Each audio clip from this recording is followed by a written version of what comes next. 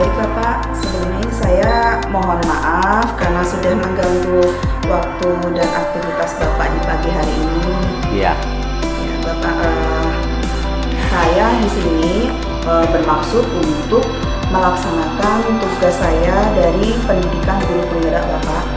Nah, kebetulan untuk saat ini kami sedang mempelajari pada modul kebijakan untuk pengambilan keputusan sebagai seorang pemimpin pembelajaran atau seorang kepala sekolah di lingkungan sekolahnya. Nah, untuk wawancara kali ini saya ingin melakukan wawancara tersebut terkait dengan bagaimana Bapak selaku pemimpin di sekolah ini melakukan pengambilan keputusan terkait dengan dilema etika Bapak. Mohon izin, nanti kurang lebih ada 8 pertanyaan yang akan saya ajukan kepada Bapak. Baik Bapak, untuk yang pertama, selama ini bagaimana Bapak dapat mengidentifikasi kasus-kasus yang merupakan dilema etika atau rujukan moral? Oke. Bismillahirrahmanirrahim. Assalamualaikum warahmatullahi wabarakatuh. Waalaikumsalam warahmatullahi wabarakatuh. Terima kasih. Ini suatu hal yang sering terjadi di beberapa sekolah, ya, di mana moralitas yang sering terjadi di beberapa tempat, ya, katakanlah tempat-tempat, tapi tidak semua tempat yang seperti itu, dan itu adalah hanya merupakan contoh saja. Dan saya sebagai kepala sekolah di sini menyampaikan seperti ini, kalau terjadi kasus-kasus, contohnya asusila umpamanya, baik di kalangan guru atau siswa atau karyawan yang lainnya. Yang pertama, dilihat dulu, ya, kasusnya apa, istilahnya ditabayuni, ya, ditabayuni, diteliti bolak-balik, gitu, dilihat lagi, dan di sini suatu lembaga ini pasti mempunyai tata tertib, punya aturan. Jadi apabila ada kasus, berkembang kasus, maka kita kembali kepada aturan. Aturan ini seperti apa? Ya, apakah aturan ini saklek, gitu kan? Atau aturan ini bisa bijak, gitu. Nah, apabila ada beberapa kasus itu, setelah kita melihat aturan, berdasarkan tata tertib kami, berdasarkan aturan kami, apabila kasus ini yang bersangkutan, yang pertama umpamanya diberitahu secara lisan. Nah, gitu, secara lisan dulu. Kemudian kedua, diberi peringatan tertulis, gitu, beri peringatan tertulis. Ini tertulisnya, tertulis pertama, tertulis kedua, tertulis ketiga, baru shodaqallahul adzim. Itu. Nah, jadi tidak jadi ngambil keputusan itu tidak semudah istilahnya semau gue, gitu kan, semau saya, tidak seperti itu. Tata tertibnya ini lembaga ini mempunyai aturan. Apabila ada hal-hal seperti ini, begini cara penanganannya, begini cara penyelesaiannya, begini solusinya. Nah, itu, ya. Oke, itu ya, paham kan? Iya, Pak. Oke, terima kasih. Ya. Nah, untuk selanjutnya ya Bapak, selama ini bagaimana Bapak menjalankan keputusan di sekolah yang Bapak pimpin, terutama untuk kasus-kasus di mana ada dua kepentingan yang sama-sama benar atau sama-sama mengandung nilai kebajikan Bapak? Ya, kalau kembali ke tadi, ya, sebenarnya tidak ada yang namanya satu kasus salah mengatakan sama-sama benar, sebenarnya tidak ada. Pasti salah satu di antara mereka ini ya, itu ada yang salah dan ada yang benar. Kalau kasus seperti yang berkembang tadi, umpamanya katakanlah contohnya asusila umpamanya, tidak ada sebenarnya ya. Yang ada malah sama-sama mereka salah. Itu kenapa salah ya? Kalau kembali kepada ayat tadi ya, apabila mereka melakukan hal-hal yang di luar peraturan, nah itu namanya salah. Itu jadi tidak ada mengatakan ini sama-sama benar, nggak ada itu. Pasti di antara kasus itu ada yang salah, ada yang benar. Itu ya yang harus dipahami. Selama ini saya ya seperti itu. Ya, oke. Untuk selanjutnya Bapak, langkah-langkah atau prosedur seperti apa yang biasa Pak Ian lakukan selama ini, Bapak? Untuk Prosedurnya untuk dalam mengambil keputusan tersebut. ya itu tadi, kalau ngambil keputusan itu begini ya, yang bersangkutan dinyatakan umpamanya keputusan dinyatakan salah ya. Pertama, panggil yang bersangkutan ya, tanya ya kebenaran yang bersangkutan melakukan kesalahan. Itu pertama, tanya. Kalau keputusan secara lisan ini ya, dia menyatakan, Pak, saya seperti ini ya.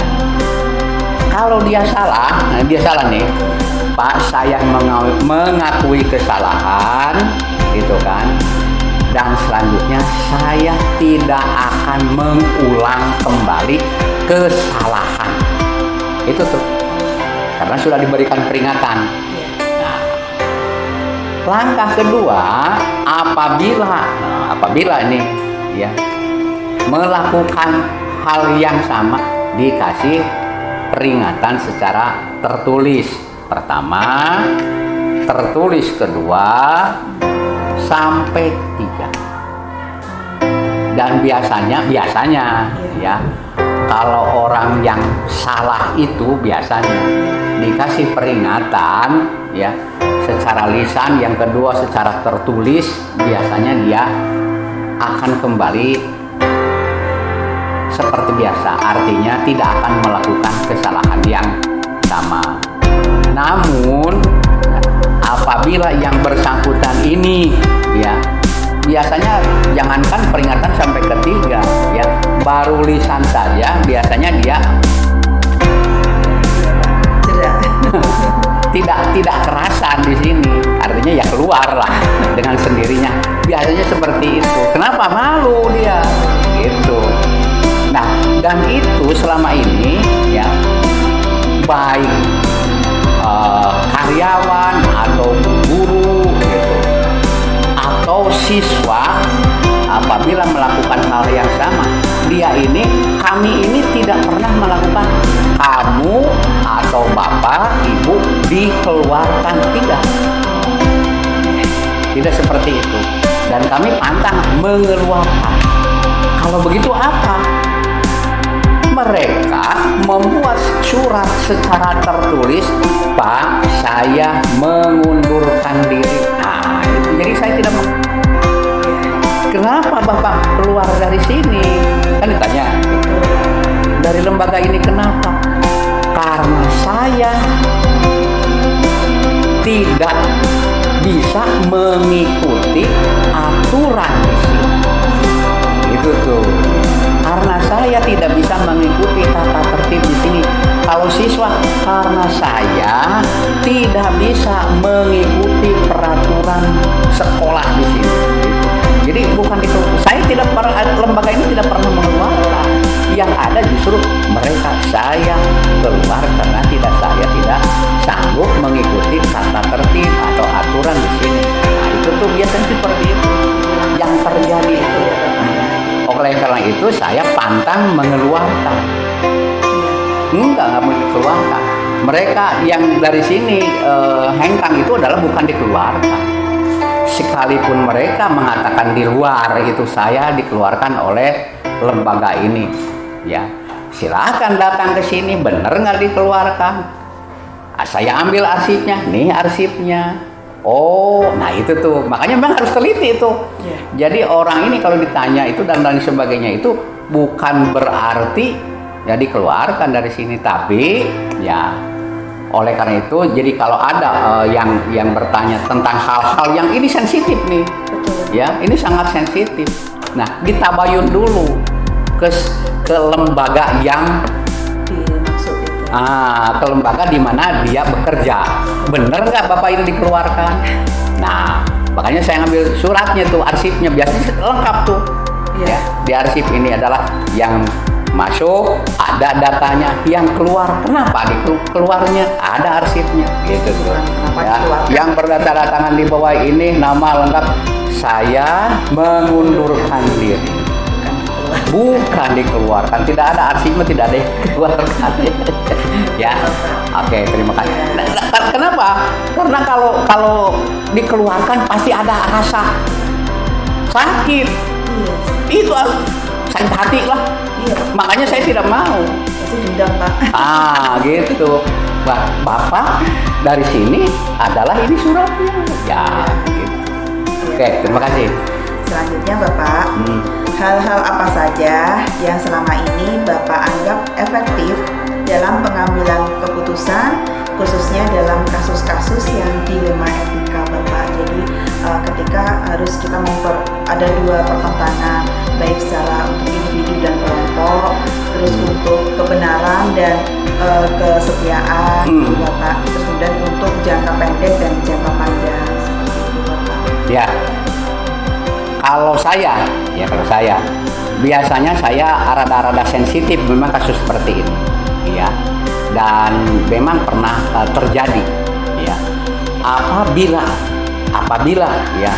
Contohnya guru aja, kalau siswa ya udah jelas itu panggil, ya katakanlah BK dulu atau BP. Kalau guru, rata-rata guru ini kan segan, ya. Kalau saya tidak, panggil mereka itu masuk ke ruangan kepala sekolah, kemudian kita di situ ngasih, ya bisa bentuknya peringatan, nasihat. Apabila di kedua yang bersekutu ini ya bersekutu ya, di antara mereka ini adalah ada permasalahan. Itu sering terjadi dalam suatu lembaga. Biasanya tuh ada yang istilahnya pro ke sana, pro ke sini, sehingga terjadi perselisihan. Saya ini tidak pernah harus lama-lama. Kalau dengar hari ini, datang hari ini. Pasti langsung. Itu pernah terjadi soalnya. Sampai yang bersangkutan itu sampai nangis. Ya, artinya nangis merasa menyesal karena kesalahpahaman, biasanya seperti itu. Itu biasanya seperti itu, kesalahpahaman. Makanya saya tidak pernah lama-lama. Pak, ada ini. Siapa? Oh, si A, si B, gitu kan? Panggil. Nah, hari itu juga saya selesaikan. Kenapa? Karena kalau berlarut-larut, ya, akhirnya orang ini punya teman ini, orang ini punya teman ini. Akhirnya semakin lama semakin besar, berjalan sebagaimana bola salju. Gitu. Wah, semakin susah. Tapi kalau ini kejadian ini, udah cepet panggil. Ya, panggil, kumpul, ya masuk ruangan, kasih, ya nasihatnya. Kita tidak perlu menanyakan kamu salah, tidak perlu itu. Ya. Kalau menanyakan kamu yang salah, justru adalah memperkeruh suasana. Ini semuanya sama salah. Tidak usah diceritakan kamu kesalahannya apa, semuanya salah. Ke depan mau seperti apa? Itu. Jadi kesalahan itu tidak usah diungkit-ungkit. Kan kita sudah tahu, selesai. Ini salah, gitu kan? Ya. Ke depan mau seperti apa? Itu yang paling efektif. sehingga mereka itu tidak akan melakukan hal-hal yang saling menyalahkan karena selalu sudah saling salaman. Dia merasa sakit hati ya. Nah, sudah tidak ada lagi merasa sakit hati, ya. Gitu. Nah, untuk selanjutnya Bapak, apakah Bapak memiliki jadwal waktu tertentu dalam sebuah penyelesaian kasus dilema etika? Apakah Bapak langsung menyelesaikan di tempat atau memilih sebuah jadwal untuk menyelesaikannya? Kemudian bentuk atau prosedur penyelesaiannya itu seperti apa yang Bapak jalankan? Ya tadi, ya saya tidak punya jadwal. Apalagi kalau ada kasus adalah hari ini jadwal enggak saya, ya. Kedengaran hari itu juga. Jadi langsung, tidak perlu lama-lama. Ya. Karena tadi kalau lama-lama saya jadwal ini, mereka mempersiapkan. Makin keruh ya Bapak? Makin keruh suasana. Enggak, hari ini kedengaran, hari itu juga masuk ruangan. Gitu. Enggak perlu jadwal itu. Kenapa? Karena kalau lama-lama, apalagi sudah di jadwal tertentu, udah nggak efektif, nggak beres itu biasanya. Ya, akan terulang lagi. Kenapa? Karena ya seperti tadi, ya lembaga ini adalah punya tata tertibnya, punya cara-cara gitu kan. Ya memang tidak akan sama dengan yang lain, gitu, tidak sama. Tapi saya lebih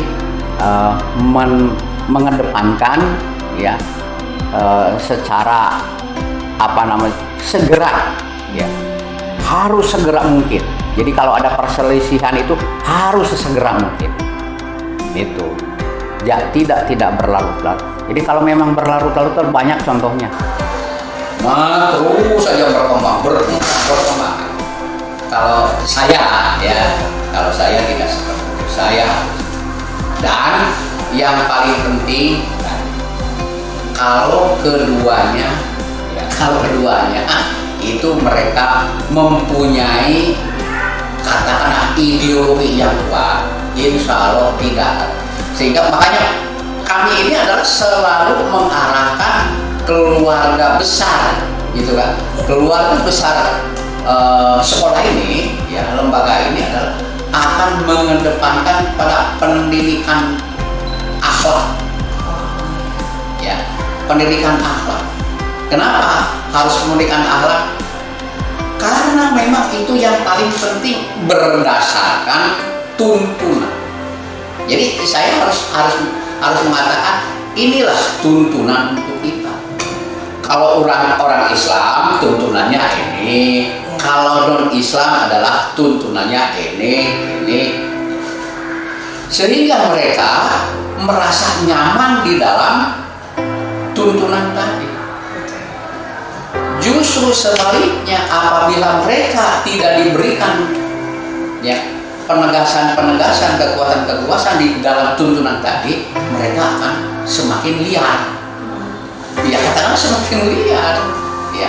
Kenapa? Karena justru jangankan siswa, ya karyawan, guru dan karyawan lainnya juga adalah itu perlu penyegaran, perlu peningkatan, ya perlu seluruhnya adalah sehingga seluruh warga sekolah ini adalah memahami akan keberadaan mereka. Maka kalau kata Rasulullah kan sampaikan, man arofa nafsahu faqad arofa robba. Apa itu artinya? Barang siapa yang tahu dirinya, sesungguhnya dia tahu rohnya. Jadi memang harus tahu diri siapa sebenarnya kita ini. Kalau diintrospeksi kepada dirinya masing-masing, oh saya adalah sebagai siswa, oh ini tugas-tugasnya, kewajiban-kewajibannya, itu. Saya sebagai guru, oh ini tugas saya, ini kewajiban saya, itu yang namanya tahu diri. Bagaimana kalau tukang sapu? Sama, tukang sapu juga, oh saya ini kerjanya seperti ini, jadi tahu diri. Makanya lebih jelas lagi ada itu, ikmalu ala makanatikum, bekerja sesuai dengan amanahnya. Gitu. Kerja sesuai. Oh, saya kerja sebagai guru. Itulah tugas guru. Oh, saya kerja sebagai tukang sapu. Nah, itu tugas. Itu namanya ikmaru ala. Itu tuntunan. Gitu. Ya. Selanjutnya Bapak, hal apa saja yang selama ini merupakan tantangan Bapak dalam pengambilan keputusan pada kasus-kasus dilema etika yang menjadi tantangan bagi Bapak dalam mengambil keputusan Bapak? Yang menjadi tantangan itu memang kalau diikuti, ya itu memang pengaruh-pengaruh luar. Pengaruh-pengaruh luar. Kenapa? Karena yang disebut pengaruh luar itu begini. Jadi ada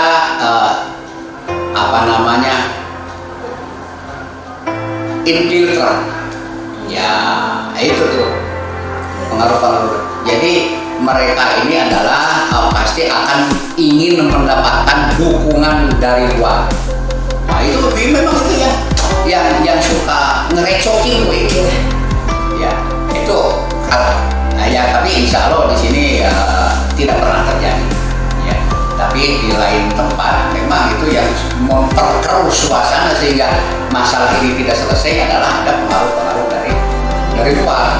Itu, ya, pengaruh dari luar ya tidak tanggung jawab. Makanya di sini adalah kami ini selalu memagari ini loh, undang-undang kami, itu kira-kira begitu. Nah, silahkan taat kepada aturan yang ada di sini. Kalau tidak, please silahkan. Gitu loh, ya gitu. Ya, iya. Kenapa? Karena kalau kita ada pengaruh-pengaruh luar itu memang semakin sulit. Ya, apalagi dengan ada kaitan dengan masalah hukum dan lain sebagainya sudah susah. Ya, tapi kita punya pagar ini, pagar kami. Gitu. Kalau tidak mau kabar kami ini, ada pagar kami seperti ini, aturan kami seperti ini, ya silakan. Dan kami juga di sini bukan berarti otoriter, tidak. Ya, tapi di sini juga berdasarkan hukum sama. Ya, kami berlaku sehingga insya Allah sih tidak ada seperti itulah kira-kira. Kenapa? Karena kita memang punya tuntunan tersendiri, aturan tersendiri. Kita itu aja udah lakukan. Ini berdasarkan program, ini berdasarkan aturan. Nah, gitu saja. Ya. Dan insya Allah yang ada juga sekarang adalah tidak menyesatkan. Kira-kira seperti ini. Iya, betul. Ya, masalah selesai. Ya. Jadi tidak ada tantangan yang terlalu. Tidak ada tantangan yang serius. Ya. Kenapa? Karena memang kita menguasai yang ada di dalam di sini. Kira-kira. Untuk selanjutnya Pak, adakah seseorang atau faktor-faktor apa yang selama ini dapat mempermudah atau membantu Bapak dalam pengambilan keputusan dalam kasus-kasus dilema etika? Ya, begini, ya, untuk mengatasi semua ini kan begini tuntunannya, ya, tuntunannya itu yang pertama dalam suatu lembaga ini akan berhasil, ya, akan sukses. Yang pertama adalah koordinasi, ya. Kalau ayatnya memang ada, saya masih ingat ya. Hablum minallah, hablum minanas, itu kan. Itu kalau istilah hablum minallah itu berarti hablum minallah itu kan garis perintah, aturan. Oh, aturannya ini kemudian hubungan dengan manusia. Ya, saya sebagai manusia mempunyai hubungan di mana kalau dalam organisasi itu adalah ini wakil saya, ini wakil. Nah, itu bermusyawarah. Ini untuk membantu, ya, karena tidak bisa sendiri kan. Jadi pribadi akhirnya. Tapi kalau udah bermusyawarah gitu kan, musyawarah, ini wakil memberikan pendapat seperti ini, wakil ini memberikan masukan seperti gitu. Dari masukan itu kan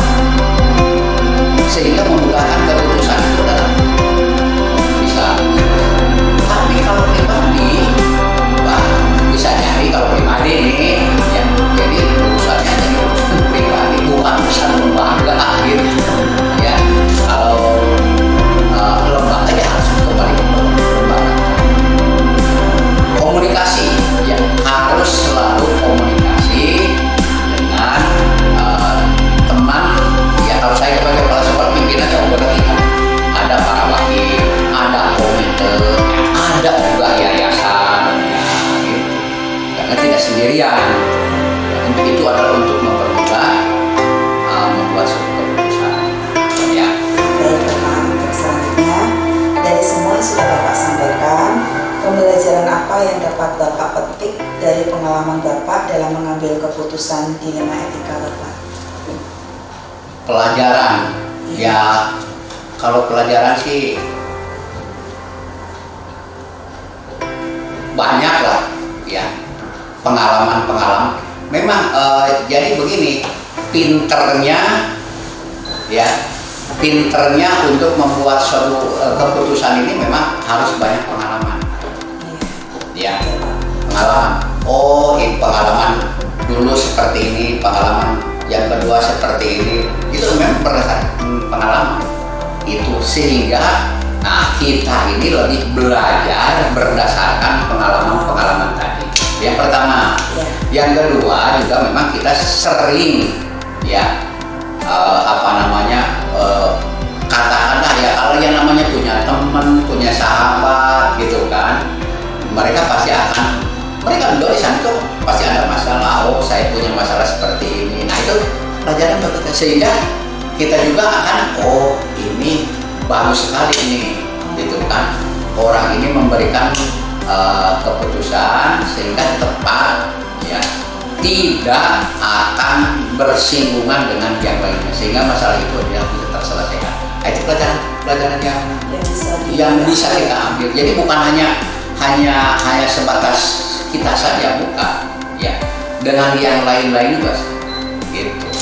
Dan yang paling penting juga, tidak kalah pentingnya ya, itu ya memang kita harus lebih banyak keilmuan, ya, ilmu yang membantu, ya, untuk membuat keputusan sesuai dengan ayatnya. Wala taku malaisya lakabihi ilmu. Segala sesuatu harus berdasarkan ilmu. Itu yang paling penting. Jadi kalau keputusan kita berdasarkan ilmu, berantakan. Itu merugikan banyak orang. Nah, jadi segala sesuatu yang tidak berdasarkan ilmu udah salah. Ayatnya memang wala taku malaisya lakabihi. Segala sesuatu harus berdasarkan ilmu. Jadi membuat keputusan itu bukan hanya semau gue, tidak seperti itu. Ya. Baik Bapak, alhamdulillah sudah ada pertanyaan yang ke-8. Oh ya, terasa banyak pertanyaan. Dan Masya Allah menambah wawasan dan pengetahuan saya. Apa yang sudah Bapak sampaikan tadi itu memberikan penguatan pada saya, Bapak. Tadinya yang hanya dapat dari teori selama pendidikan, dengan sekarang ini tadi menambah apa yang harus saya ketahui. Ternyata pengambilan keputusan itu memang tidak semudah yang orang lihat ya Pak ya. Perlu proses, perlu pertimbangan, dan terutama kalau di sekolah itu tentunya keputusan yang memang bisa bisa bergerak itu semua itu kalau bisa ya lebih pada siswa itu ya Pak ya,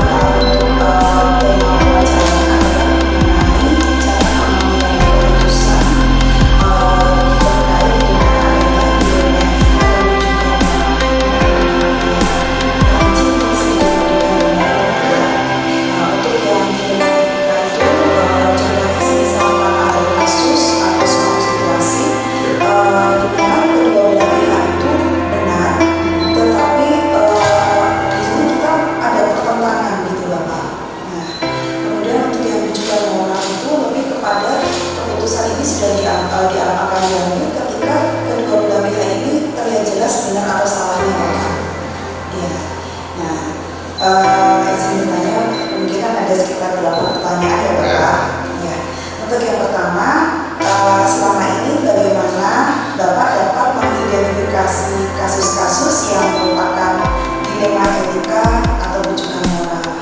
Cara Bapak mengidentifikasi. Oke, kalau yang saya lakukan kan kepala sekolah itu mengalami kebijakan. Kita itu punya 4 fungsi wakil. Jadi wakil-wakil yang saya mau sebagai residensi itu kepala kesiswaan, wakil sarpas, wakil kesiswaan, humas. Nah, wakil itu khusus dia yang mau sebagai residensi itu ada 2 tugas. Yang pertama adalah tugas fungsional, yang kedua adalah tugas leadership. Tugas fungsional sama seperti sekolah-sekolah yang lain, dia harus jadwal, dan kemudian mengumpulkan RDP, perusahaan. Nah, tugas leadershipnya beda-beda.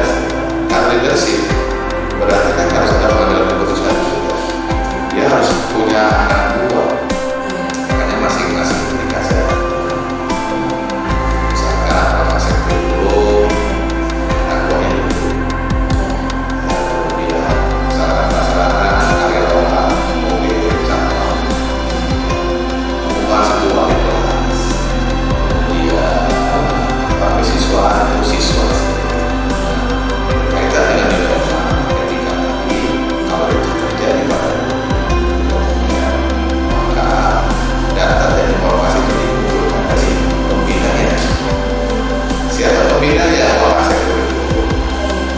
kurikulum lah yang punya data dan informasi kenapa terjadi permasalahan itu, apa latar belakangnya, kumpulkan informasi sebanyak-banyaknya, datang kepada saya tidak pernah dalam keadaan mentah. Jadi datang kepada saya sudah mengumumkan informasi ya, seperti itu. Jadi Pak, ini ada kejadian antara 20 ini misalkan bersetelah misalkan. Bagaimana ya Pak? Nggak bisa begitu. Saya harus minta keterangan kepada dia. Pertama, saya dulu data informasinya. Apa yang sudah dia lakukan? Nah, kalau butuh kebijakan, lalu naik ke atas. Itu yang harus dilakukan. Kenapa? Karena kepala sekolah itu harus mengatur semuanya. Nah, tapi kalau kebijakan, keputusan itu tetap dari guru. Selanjutnya ya Pak ya, selama ini bagaimana Bapak menjalankan keputusan sekolah yang Bapak ambil ini, terutama untuk kasus-kasus di mana ada 2 kepentingan yang sama-sama benar atau sama-sama mengandung nilai kebajikan Bapak. Nah, itu kan dilematis ya kalau sama-sama benar. Sebenarnya ada sebuah pertanyaan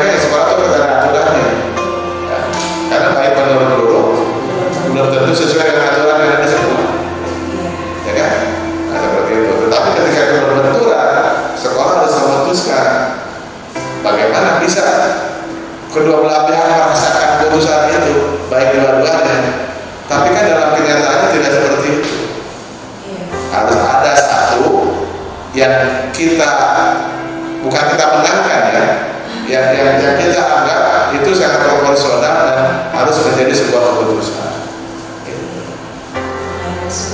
Lumayan, ya, tapi sih kalau aturannya jelas insya Allah nggak sulit. Ini boleh, itu tidak boleh sekolah kita. Meskipun berat tapi Belum tentu sesuai, iya. Belum tentu sesuai dengan aturan yang dilakukan di sekolah. sebagai standarnya tadi. Ya, misalkan ini aturan sekolah mengatakan bahwa anak yang tahunan harus dikeluarkan. Misalkan ada guru yang membela, sebenarnya tidak harus dikeluarkan. Kenapa? Anak itu masih punya masa depan. Kenapa tidak kita bina saja? Dilema etika, kenapa tidak harus bela? Ya. Nah, permasalahannya bukan masalah membela atau tidak membela, konsistensi. Ya, yang harus dilakukan bukan pada saat itu, tapi harus dilakukan bagaimana mencegah supaya tidak terjadi tawuran. Apa yang sudah kita lakukan? Nah, kalau sudah terjadi kembali pada hukum, kepada aturan dan norma yang berlaku di sekolah. Karena sekolah mengatakan setiap anak yang tawuran dikeluarkan. Sehebat apapun argumen kita tetap harus ikutin. Nah, ketika yang satu saya tetap membela ini, lebih baik saya keluar, ya silakan. Itu kalau aturan tidak konsisten, tidak konsisten, berantakan. Yang satu menegakkan disiplin, yang satu membela anak ada sebenarnya salah. Ya, membela anak sih benar, cuma dalam hal apa membelanya? Tidak boleh membela anak itu bertentangan dengan ketentuan yang sudah ditetapkan oleh sekolah. Karena kita untuk apa? Supaya kita belajar bertanggung jawab. Menjadi masalah kalau sekolah tidak punya aturan yang jelas, tidak disosialisasikan, tidak disepakati bersama, jadi masalah. Tapi sepanjang punya aturan yang jelas, disosialisasikan kepada warga sekolah, disepakati bersama, nah itu masalahnya semakin kecil. Jadi harus ada tolak ukur yang tepat dan konsekuensi lintas semua warga sekolah. Iya, betul. Ya kalau anak itu kayak semua orang bisa berlaku. Betul. Ini anak sebenarnya berprestasi bagus gitu ya. Pak, ya. Baik Bapak. Selanjutnya ya Bapak, hal-hal apa saja yang selama ini Bapak anggap efektif dalam pengambilan keputusan dalam kasus-kasus dilema etika Bapak? Ya, jadi saya itu menyediakan catatan. Jadi kalau ada masalah-masalah yang terjadi di sekolah, baik di tematika atau masalah apa saja tertentu, kita punya catatan. Jadi kita lakukan pertama, kan mereka tahu kalau disebut melanggar mereka tahu. Biasanya adalah yang pertama kita dulu secara halus, mungkin pakai sejumlah kata. Kedua diingatkan lagi. Yang ketiga dipanggil dan dicatat. Ya, apa yang menjadi masalah itu dicatat oleh pembinanya. Siapa pembinanya? Wah, sebut. Jadi sama seperti dalam restitusi positif Pak. Sama seperti restitusi kan. Sama seperti ada anak yang terlambat, kan tidak boleh dibiarkan. Udah kamu terlambat, cuci WC, nggak begitu. Ya, kita ngobrol sama anak-anak. Pertama, kamu terlambat ya, kan? Ya, kamu terlambat ya. Kenapa sih kalau ibu boleh tahu kamu terlambat? Oh iya, saya kira itu sudah terlambat. Yang terlambat itu hal yang wajar. Ibu buat anak terlambat kalau ketika sekolah. Terus kita berusaha menghormati ya. Nah, ibu juga pernah terlambat dari sekolah.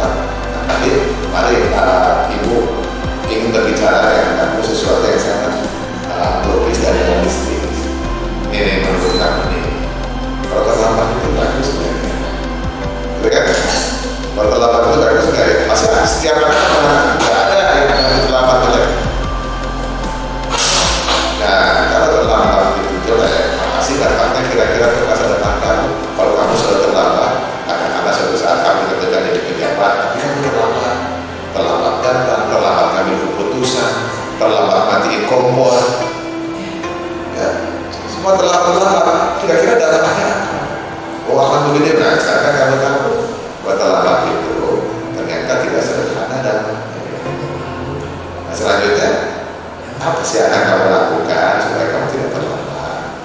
Ya, jangan kamu seperti itu. Ya kalau itu kita ambil keputusan bareng-bareng. Ini kan dari kamu sendiri. Bagaimana supaya kamu tidak terlambat? Kamu akan melakukan apa? Ibu cuma mendengar aja. Ya kamu tanda. Terus konsekuensinya berikutnya, kalau kamu terlambat lagi gimana nih? Ya kan? Usai janji pokoknya setiap hari saya terlambat. Itu yang ibu inginkan. Ibu menyaksikan dan ibu tahu kamu pasti bisa berjuang lebih hebat lagi. Pasti kamu suatu saat tidak ada orang hebat yang lulus, orang hebat juga pernah jatuh, sama seperti itu. Kepada guru pun sama seperti itu. Diberi restitusi juga ya. Diberi restitusi juga. Enggak ya langsung ini Enggak, kamu salah enggak, kita dengarin dulu. Ya, dengarin dulu. Nah, lalu keputusannya bisa diambil bersama-sama. Kalau keputusan diambil bersama-sama kan enak sebenarnya. lebih yang siswanya lebih menyadari ya Pak. Lebih menyadari dan lebih merasa dihargai. Karena beda, kita harus paham juga situasi kondisi psikologis anak. Anak SMK atau anak SMA beda dengan anak TK. Anak TK dikasih bintang sama guru SMA. Anak SMA sama. Mereka senang diajak bicara. Saya tanya kepada mereka, diajak bicara atau langsung dihukum begitu saja? Langsung dihukum atau diajak bicara dulu? Diajak bicara dulu. Sampai anak-anak menyadari bahwa dengan pikiran yang sama. Ya. Saya tidak sepatutnya melakukan itu. Dan akhirnya seperti itu dan pasti tidak mengulangi. Tidak akan mengulangi, bukan karena dipaksa. Ya, kesadarannya sendiri ya. Kesadaran karena secara pengetahuan sudah tersimpan dalam memori mereka. Sikapnya sudah tumbuh, tinggal bagaimana kita. Coba dua ke ada masalah anak-anak yang seperti itu. Seperti itu dilakukan. Pertama anak merasa dihargai akan semakin dekat dengan kita. Tidak ada lagi kekerasan di sini. Berpihak dengan siswa ya. Ya, berpihak kepada siswa. Nah seperti itulah juga kepada guru. Saya melakukannya begitu. Kata kira-kira apa lagi yang harus ibu sampaikan? Pak, saya kalau ternyata saya begini lagi saya siap mengundurkan diri. Nah itu kadang-kadang begitu. Bukan saya yang mengundurkan diri. Pernyataannya sendiri Ya, Pak ya. tapi kita sebagai pimpinan bisa memberikan penjelasan, bisa memberikan edukasi. Bagaimana menjadi seorang guru yang memiliki etika dan perilaku yang baik. Apalagi kalau kita sebagai seorang muslim, wah itu bisa lebih dahsyat lagi. Kita bisa katakan kepada guru yang bermasalah itu, tanggung jawab kita itu pada diri. Tanggung jawab kita sampai ke akhir.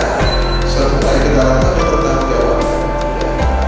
Itu lebih terasa itu, karena lebih sifatnya lebih celestial, lebih rohani ya.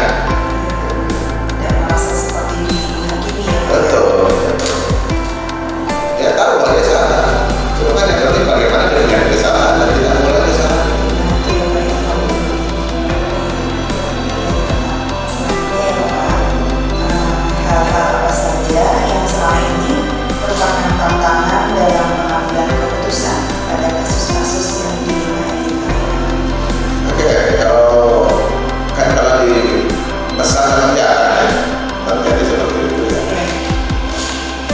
Ya, kalau saya kasih sepanjang aturan-aturan SOP yang ditegakkan sebenarnya tidak susah.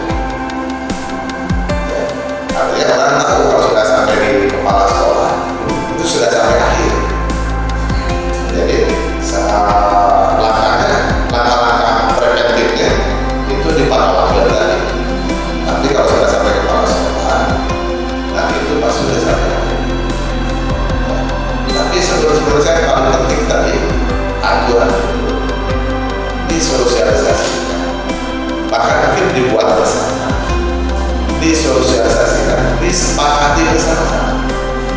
Jadi kalau sama seperti siswa kan, kalau melakukan ini loh bebannya.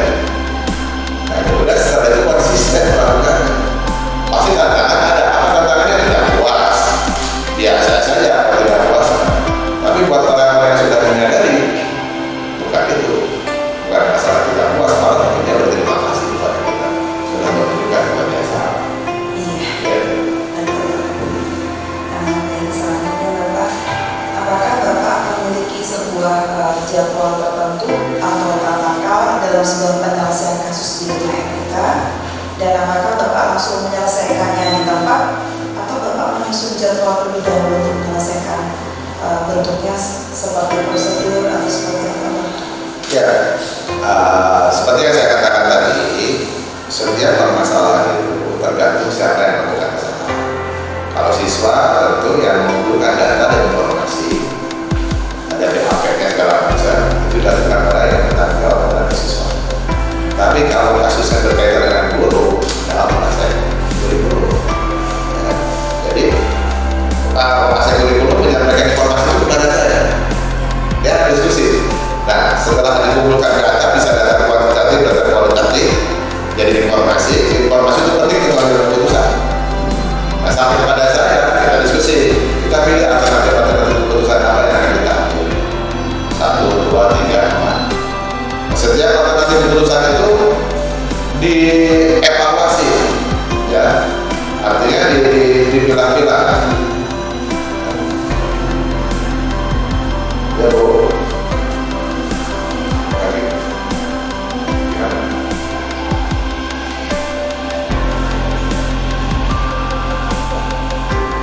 buku yang mana boleh aja silakan.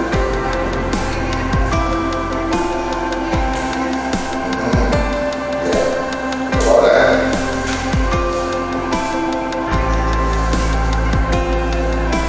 Oke, pulang dari banyak sebenarnya.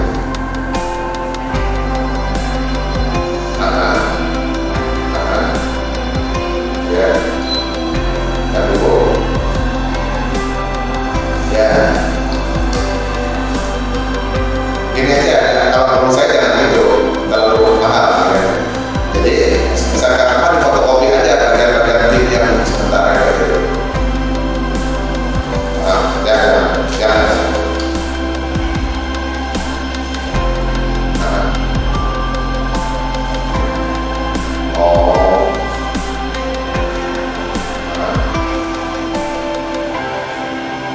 Gimana nih? Di bukunya ya nggak apa-apa, nanti beli lagi yang baru, itu yang mau urusan. Ya.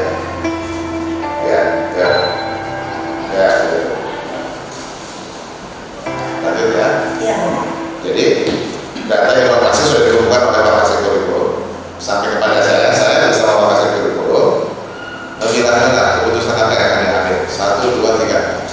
Nah dari keputusan itu kita cek apa kelemahan dan kelebihan. Kalau kita ambil keputusan ini bagaimana dampaknya, bagaimana keuntungannya. Kalau ini, nah baru dari itu kita bisa kita akan pilih yang ini. Nah setelah dipilih dan pilihan itu setelah dievaluasi, baru diambil keputusan.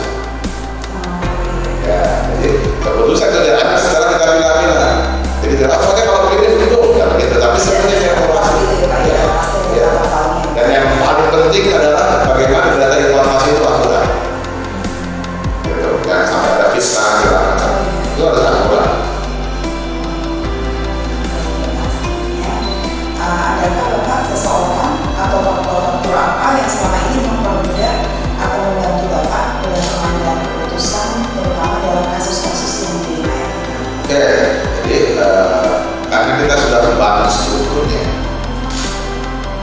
jadi setiap unsur pimpinan di saya itu membantu pimpinan dalam sebelum pengambilan kebijakan. Kalau pengambilan kebijakan tetap pimpinan. Ya. Nah, mereka yang membantu saya ada Kasih Kurikulum, Kasih Siswa, sarana prasarana dan humas.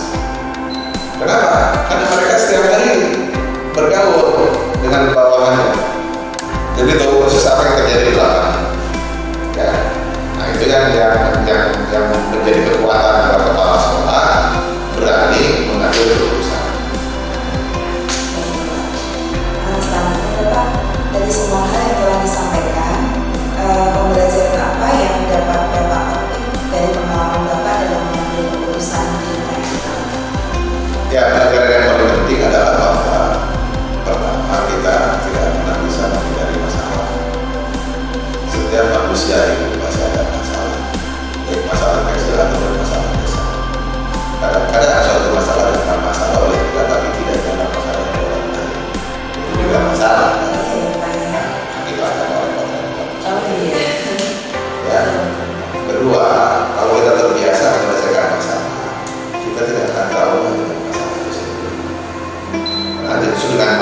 itulah ya